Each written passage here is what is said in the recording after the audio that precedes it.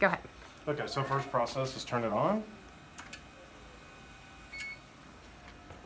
Then we move to the keypad. You put in 4 ones and the key button. 1, 1, 1, 1 key that logs you on, that allows you to move and drive the portable.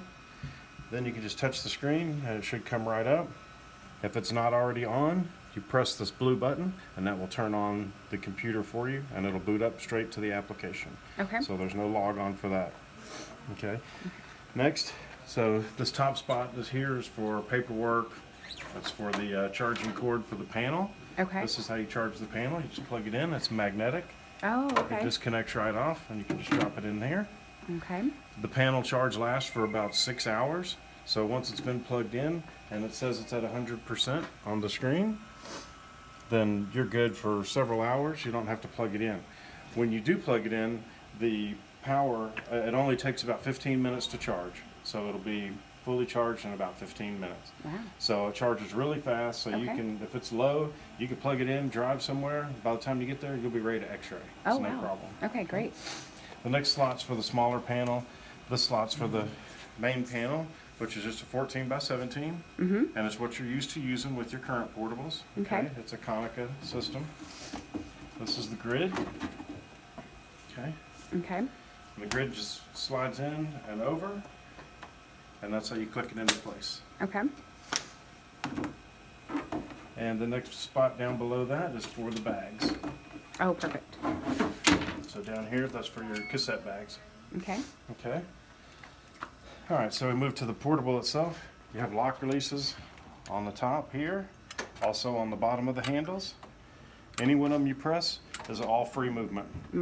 So you can move it either direction, and it goes all the way around 270 degrees either way. Okay.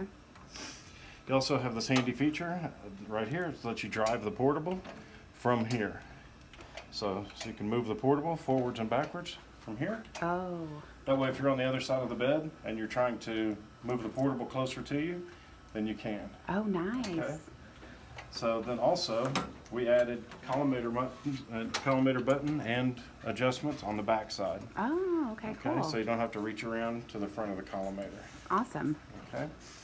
Also, you have the lock releases on each handlebar.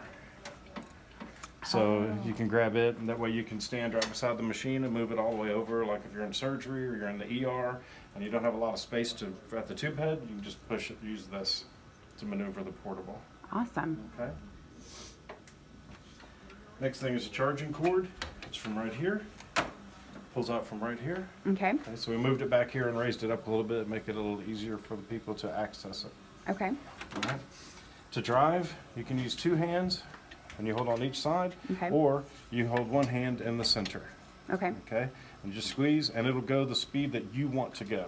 Okay. So if you want to go faster, you just have to walk faster. Okay. Okay. So the next thing is the computer system. So up at the top, it tells you what your panel battery strength is. Then over here, that's your LAN connectivity for connection to the hospital. Okay. Over here, this is your patient registration tab, and that's if you're going to do a patient manually. Okay. Yeah, And this- if you want to do This it, interface is all familiar because this yeah. is what we currently have. but there's one thing I don't put an emergency button on here. There's no trauma button? There's no trauma button. The fastest thing to do is push patient ID and type in wherever you're at. Just like room 10 or whatever. That way you don't have a whole bunch of patients in your list named emergency. Okay, because what happens is it goes to PACS and then people get confused and then they end up labeling the wrong things. So this is fast and then you're perform. You're ready. You can go right to imaging. So it's just like using a trauma button, only this will give you a way to identify which one you did. Okay, so then once I've taken the image, Uh-huh. then I can still go into the append button That's right. and right here, enter in merge. my You can- accession number. Yes, you can merge, or you can go into append. Okay, so you can append, Okay. and you can change whatever you want, or you can merge it. Okay. So you suspend the study, and it goes to the suspended tab. You select it, you say merge, and it comes up and it asks you to who do you want to merge to. You type in a name, an accession, or a patient ID, and it'll go find it on the work list. Okay. And it'll say, is this the right patient? You say yes, and they say, are you sure? And you say yes, and it will merge that study with whatever's on the work list. Okay. Then you can send it. And Okay. that way you can correct anything before it goes to PACS. Okay. Okay, so that's how the merge button works, and that's also, you know, how append, and so that way you're not just renaming something called emergency. Right. So it's just faster to go to patient registration and put in a patient ID, which is anything you want, room name, patient's last name, whatever you want, doesn't matter. But then it'll let you go straight to imaging. Okay. And so it's just as And then, fast. and then instead of sending it, you suspend it. You suspend it. You suspend it, and then you can go in and merge it Yeah. with your accession number That's once correct. you have one. Once you have one. Okay, yeah. but it'll And stay so, in suspend until you merge it with the accession number. That's correct. Okay. That's correct. Okay. And so that way, the doctor can look at it here. Okay. And then they don't have to go look at it on PACS. That's why we give you this very large monitor here. Okay. Also, something that y'all might not have, just bring up a case here. On your other systems, you may not have this expand button. That's full Oh, we do. screen. Okay. Yeah. So you do, okay. We do And have then- that, but we also have the screen that the doctors like to see. Right, so this So will the be your doctors don't screen. have to come down there and Yeah, see. so they'll just look at this. Okay. And you can just tap it and it'll take it full screen. Okay. Here's another nice feature. It's called tube gauze. And this is for, Oh, for line placement. yeah, line placements. Nice. Okay, and then you also have intelligent grid, which makes a chest x-ray look like you used a grid even though you didn't. So you turn that on and you can see how nice it makes the image look. So after you do chest x-rays, then use the intelligent grid. Okay. And it just gives you a nicer image to send to the doctor. Okay. Okay? Great. So always turn that on after chest x-rays. Okay? And that's going to be about it as far as how this system looks. This is your RISLink button. Oh, so, good. So we've got that. So yeah, when for you press IDX. that, yeah, it'll take you in, and it just takes it a second to bring up your log on for your GE, your IDX. Okay.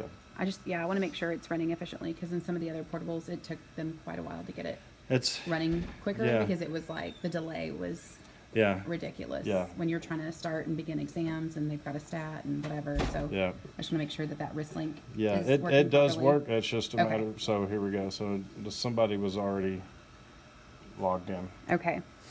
Okay, so there you go. And I just like to minimize it, and that way, when you hit RISLink, it comes right back. Right. If you hit the X and cancel it, It'll then close you're going you to have to log in every time. Right. Okay. So if Okay. you just hit the minimize, then when you hit that RISLink, it's going to open up. Okay. And what is the code to And unlock the- this portable? That's 4 1s and the key button. 4 1s and the key button. Yeah, Okay. it's the first thing I showed right when Can you we turned it on. Can we change it to be the same code as the other portables? No. We can't. It has to be 4 1s. Yeah. Oh, okay. Well, that's because it's the administrator, and that lets you save techniques and stuff like that. So if I gave you a different one, then you wouldn't have those capabilities. Oh, I understand. Yeah. Okay. Gotcha. So we can do up to 99 codes, but none of them will be administrator except for this one. Okay. And I want y'all to have administrative ability to save techniques and do things like that. Okay. Okay. The other thing I was going to tell you, 4 1s and the key to log on. This is a collimator light here. This is a chime, which is turned off, so you don't have to worry about it. This is high mass mode. So if you get to a point where you increase your mass and it stops at like 110, then you hit the high mass button, and that'll let you keep going higher Okay. for your mass. That's filtration. It's already built in. This is your the button that takes it to CR mode. So if you just want to do straight x-rays onto a CR plate, but y'all don't have any of that. No. So you don't have to worry about that button either. Okay. Okay. And then that's, of course, as you change your KV and mass, and you can change that at any time during your studies. Okay. Okay. All right. Let's get anything else you need to tell us about our That's it. our My new machine? card's on the side here. It's Okay. got my cell phone number on it. If y'all need applications type help, then I'm the person to help you with that. Okay. And then if you need service, then here's our 800 number right here. So you can call that 800 number and you can get applications or service help. Okay. Great. Okay. All right. Well, thank you so much for your help. We appreciate Yeah, it. no problem.